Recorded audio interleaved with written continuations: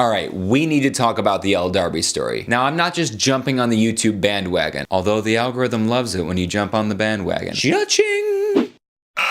No, there's a reason that I want to talk about the Elle Darby story. Okay, let's back up. If you're new here, my name is Brian Miller. I'm a magician and motivational speaker. I travel the world sharing my magic and my message with amazing people. And about a year ago, I started documenting it right here on YouTube. I'm only telling you that because you're going to need to know that in a little bit. But first, a quick recap on the Elle Darby story. If you're already familiar with the story, just skip to here.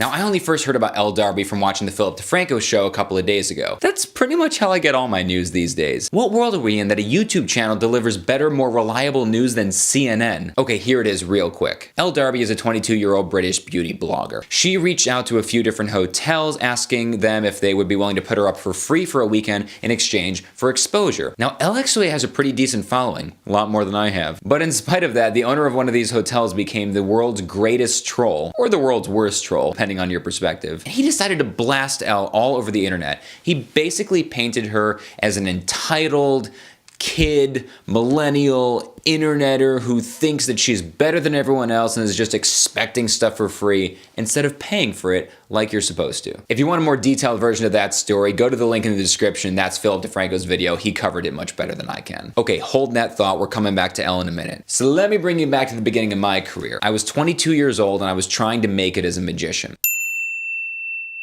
I was fresh out of college and I had nothing to my name. I was pretty much living a starving artist life. I had a crappy apartment with a roommate and I was doing enough magic gigs to pay for my basic bills. I paid my rent, which was low at the time. I could afford my car insurance and I needed a car to get to gigs. I could afford my cell phone bill, but I still had a flip phone even though smartphones had already started coming out because I couldn't afford a smartphone. Now, when I say I was a starving artist, I kind of mean that literally. See, this right here is my normal average weight. When I'm on the road or on tour and there's nothing to eat but fast food and junk all the time, I do gain weight, and then when I get home from one of those tours, I do have to go on a small diet to lose that weight. But when I'm not on tour or having just gotten back from a tour, this is where I pretty much sit. I'm a pretty skinny dude, and by the way, it's totally undeserved. I don't exercise. I take no credit for this. But during that time, after I paid my basic bills, I really could only afford a tiny amount of food, and so I lost 15 to 20 pounds from this. And my friends started noticing, my family started noticing, they insisted I go see a doctor, which I did. The doctor got a little freaked out. You are unhealthily underweight. So he actually put me on a regimen to gain weight because I had lost so much. So that's the time of my life I'm talking about. Now, during that time, I was trying to make it as a magician working at private events. The thing is, I would need to take meetings with the kind of people who might hire me, and I really didn't own nice enough clothes to be taking those meetings. If you want to work in any kind of market, you need to look the part. I didn't have the clothes to fake like I fit in there. So I came up with an idea. There was a local men's clothing store in the mall that I frequented that I thought, you know what? I really like the stuff that they have in there, but I really can't afford to buy it. I wonder if they would sponsor me. Now, if you're thinking, that's ridiculous, you weren't even making it, you could barely afford to feed yourself, why would a company sponsor you? But the beauty of youth is that you are naive and you think you're worth everything. So I waltzed in there one day, I asked to see the owner, he came out, I shook his hand, I introduced myself, I said, my name is Brian Miller, I am a local magician. I'm new in town. And I'm wondering if you'd be interested in sponsoring me. I'm remembering having done this now. Sometimes I tell this story and I forget that it really happened. There's actually people that can corroborate this story. So to his credit, he wasn't just like, get out of my store, kid. Who do you think you are? He said, well, you know, what are you thinking? And in my youth, naivety, and undeserved confidence, I said to him, well, I was thinking that maybe I could get a full wardrobe, like 7 or 8 dress shirts and a suit and a couple of tailored slacks and an overcoat and a garment bag.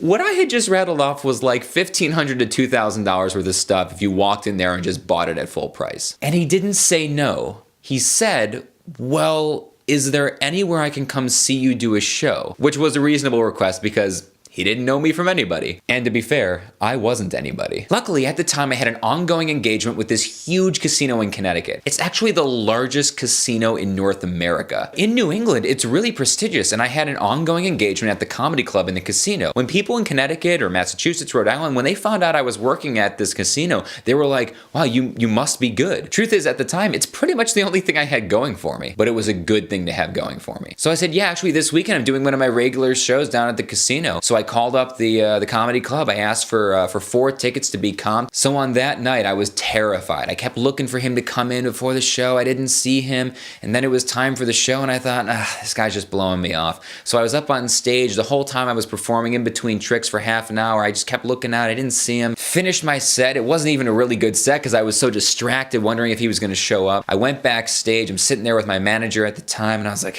man, dude didn't show up. He blew me off. A little bit later, my manager comes back into the green room and he goes, hey, he just walked in. I come up to him while the headlining act is up, and I whisper real quick. I said, hey, man. He goes, hey, shakes my hand. He said, sorry, I'm late. Did we miss you? Yeah, man, you missed the show. Well, maybe after this guy is done, when you come up afterwards and you show us something. So I spent an hour and a half in the green room trying to figure out the exact perfect set. I developed like a 15 to 20 minute close-up magic set that was going to be perfect. It was going to blow this guy away, and he was going to give me a sponsorship deal on the spot. So the headliner's done, the show's over, people start leaving. I go back out. I say, hey, man, it's nice to meet you. He introduced me to the girls that he was hanging with. I remember thinking, wow, this guy's really popular. Look at all these beautiful women he has with him. I was 22 and I didn't know things about the world. Anyway, so I start to do my first trick, which is just a trick, a classic of magic with a couple of squishy red balls, little clown's noses. I give him one squishy red clown's nose. I tell him to close his hand. I ask one of the girls to reach up and grab an invisible one. I tell her to toss it at his hand. He opens his hand. There's 2 in his hand. Everybody shrieks. The girls scream. They start laughing. He turns to me and goes, hey, man, that's awesome. You got yourself a deal. Shakes my hand, says, come in on Monday. We'll get you all set up.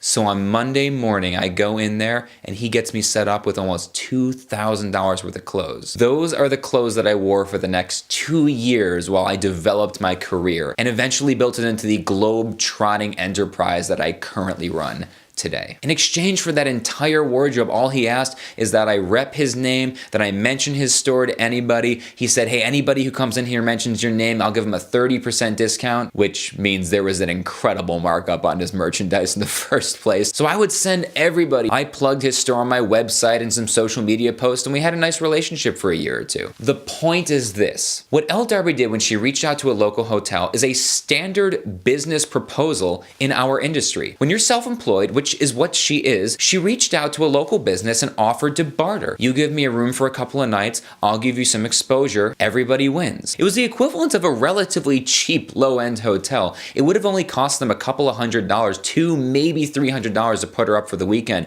which you can't even buy any advertising for $200 or $300. So they would have been getting access to all of her influence in exchange for a couple of $100, which they couldn't have spent on any type of marketing or advertising that would have done them any good. What Elle Darby did is standard in our industry. It's not entitled, it's not a millennial thing, it's not a silly interneter thing, it's just something that happens in our industry. So that's that. Elle, if you ever see this video, keep doing what you're doing. Don't let people like that deter you. Keep on keeping on. All right, well, I do hope you enjoyed this video. I hope it was illustrative or educational or informative or entertaining, any of the above. My name is Brian Miller. I'm a magician and motivational speaker. If you enjoy vlogs, I do a lot of those here. I also do travel gear reviews, camera tutorials and reviews, lots of fun stuff on this channel, Friday Q&As. So please do hit the like button if you enjoyed it, subscribe if you haven't already, and always remember that our world is a shared experience.